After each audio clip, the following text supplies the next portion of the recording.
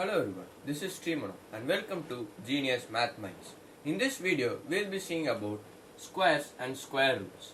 Let's start with squares. First, the definition of squares is when a number is multiplied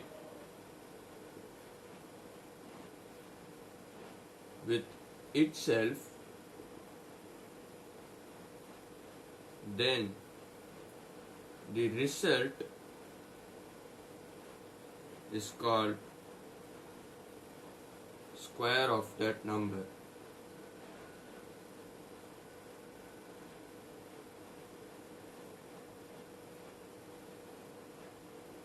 Let's have an example, like let's say when a number is multiplied with itself. So let's multiply 6 with itself.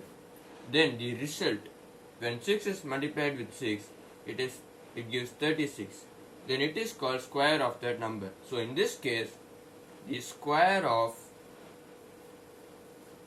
6 is 36. Same in the same pattern, let's say 7. 7 times 7 equals 49. So square of 7 is 49. We can also write this as 6 square equals 36, and this as 7 square equals 49. So this is the thing about the definition of square and square numbers. So now let's have a small example of something like, let's say x square equals 169. So here x equals 13, but not just 13, it is plus or minus 13. So if we have equation like x square equals 169, then the value of x can be both positive and negative. So let's say x square equals 1, then x equals plus or minus 1, and if we square this, if we square both 1 and minus 1 like this, we will get the answer as 1. So x square equals 1, then x equals plus or minus 1. This is another thing about square. So the square numbers can be either plus or minus. So this is another thing about square numbers. Now let's get to the square roots.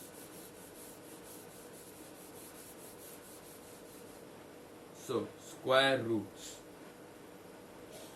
This is just the opposite of what a square is. So the definition of square roots is, let's say we have a number and when two of the same numbers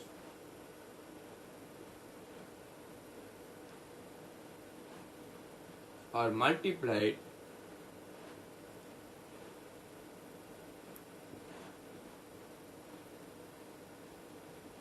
the result will be a square number. So let's say we have an example like 9. This is a square number because 3 square equals 9. So in the squares we got 3 square equals 9, and here we get root 9 equals 3. So just take this 2 to the other side, we get root 9. So the square root, or just the root of 3 here is, the square root of 9 is 3. So this is the definition of square of number. Let's take another example like root 16 equals 4. That means when 4 is multiplied with itself, that is 4 times 4 gives 16. So root 16 gives 4. So this is the thing about square root of a number. Now, like the way we made an example with x, here also we can make an example with x. Let's say we have a number like x equals root 9. So the value of x, you think it will be plus or minus 3, but that's not the case. This is wrong because x just positive numbers. The why this happens is because let's say we have x minus 2 equals 0. what is the value of x? X equals 2. We will only have one solution to this.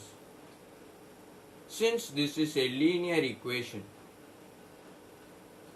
so we will have only one solution.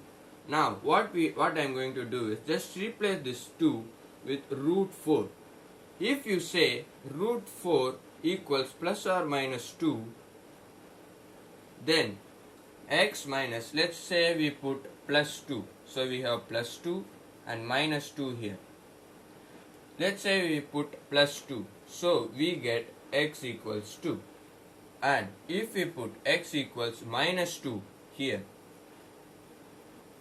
then x plus 4, x plus 2 equals 0 and x equals minus 2. So we get two different solutions, but the equation is still a linear equation since the degree here is 1. So the only solution to this is x equals 2 and not x equals minus 2. Since this is a linear equation and linear equations at most can have only one solution. So that's another thing about square roots. Now a very interesting thing we are going to say is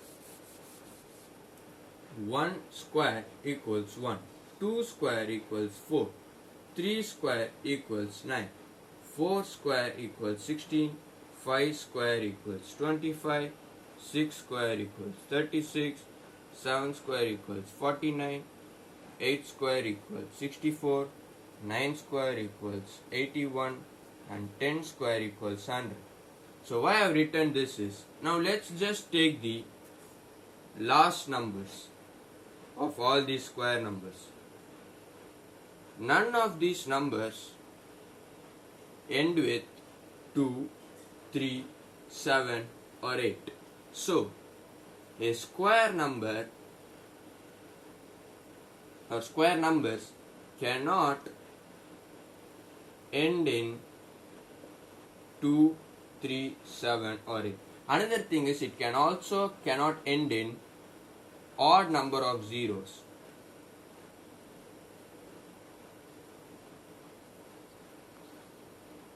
So this, if a number ends with either 2, 3, 7, 8 or any odd number of zeros, then it is not a perfect square. Let's have some examples, like let's say we have 144. The square root of 144 is 12. This number ends in 4. So this number actually has a perfect square number, that is 12. If we square 12, we get 144. Let's say we have a number that ends in either of these numbers. Let's say we have 147 for example. This number ends in 7. So this number cannot have a square root, a perfect square root. So if a number ends in 1, then the square root must end in either 9 or 1. If a number ends in 4, the square root must end in 8 or 2. In that same pattern, if a square root ends in 9, it will be 4 or it will be 7 or 3. If it ends in 6, it will be either 4 or 6. And if it ends in 5, the only number, the square root will always end in 5. So this is the thing about the ending digits of square root. The last thing we will see is what is a perfect square and what is not a perfect square. So a perfect square is something which the root of that is a whole number. So what is a perfect square? If the square root of that number is a whole number, then it is a perfect square. Now let's get two examples. Let's say we have a number like 196. The square root of this is 14. Since this is a whole number, that is, the number 14 is a whole number, which means 196 is a perfect square. Like let's say we have a number like 400. The square root of 400 is 20. Since 20 is a whole number, then 400 is a perfect square. Now let's take numbers that are not perfect square, like let's say we have root 2. The value of root 2 is 1.414.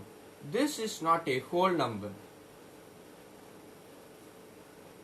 So 2 is not a perfect square.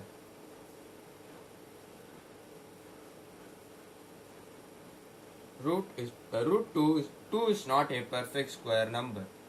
So this is a thing about perfect squares, and that's all about squares and square roots. That's it. Thank you.